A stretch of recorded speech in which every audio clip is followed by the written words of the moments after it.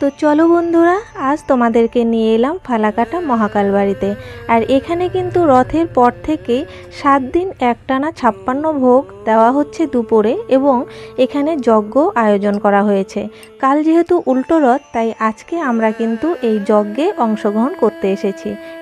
আজকের ভিডিওটা একটু বড় হবে, কিন্তু তবুও তোমরা যদি ভিডিওটা দেখো তাহলে আমরা যে এখানে পুণ্য অর্জন করতে এসেছি সেটা তোমরাও করতে পারবে।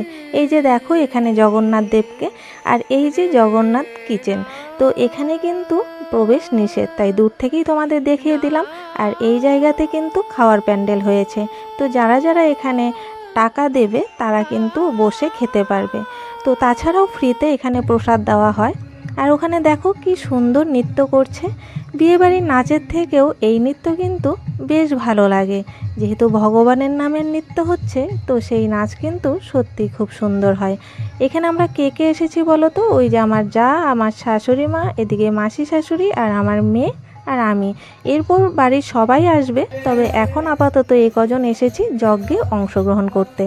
মেসো শ্বশুর এখনও এসে পৌঁছয়নি, তো ওনার কারণেই আজকে আমাদের এখানে অংশগ্রহণ করা, কারণ মেসো শ্বশুর এই যজ্ঞে কিন্তু টাকা দিয়েছেন। তো যারা যারা এই যজ্ঞে টাকা দেবেন তারা কিন্তু এখানে অংশগ্রহণ করতে পারবেন, এবং ওই 56 ভোগ প্রসাদ বসে খেয়ে যেতে পারবেন। তাছাড়া যারা টাকা না দেয় তারাও কিন্তু এখানে ফ্রিতে প্রসাদ পাবে, তবে সেটা কিন্তু হাতে করেই খেতে হবে। তো যাই হোক, চলো তোমাদেরকে দেখাই। এখনও আয়োজন চলছে, ওই যে দেখছো কাঠ কাটা হচ্ছে, আর ওদিকে কিন্তু ঠাকুরমশাই প্রায় যজ্ঞ শুরু করে দিয়েছেন। আর এদিকে আমাদেরকে পাতা আর থালা দিয়েছে, তার মধ্যে জল দিয়েছে। তো আমার মেয়ে ভেবেছিল হয়তো এখনই প্রসাদ দিয়ে দিচ্ছে, ও পাতা ধুয়েও ফেলেছিল। তারপর দেখা গেল এখানে যজ্ঞের যেসব জিনিস প্রয়োজন, তো সেগুলো দিয়েছে। আমরা এগুলো কিন্তু ওই যজ্ঞে আহুতি দেব। আর ওই যে মেসো শ্বশুর চলেও এসেছে।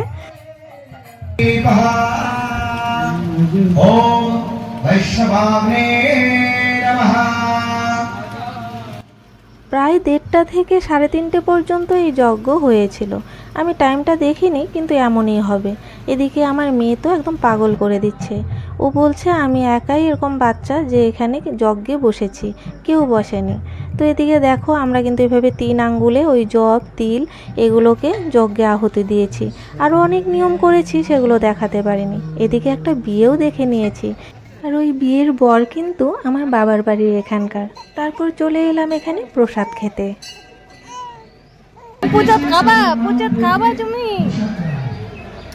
ভিডিওটা এই পর্যন্তই, টাটা।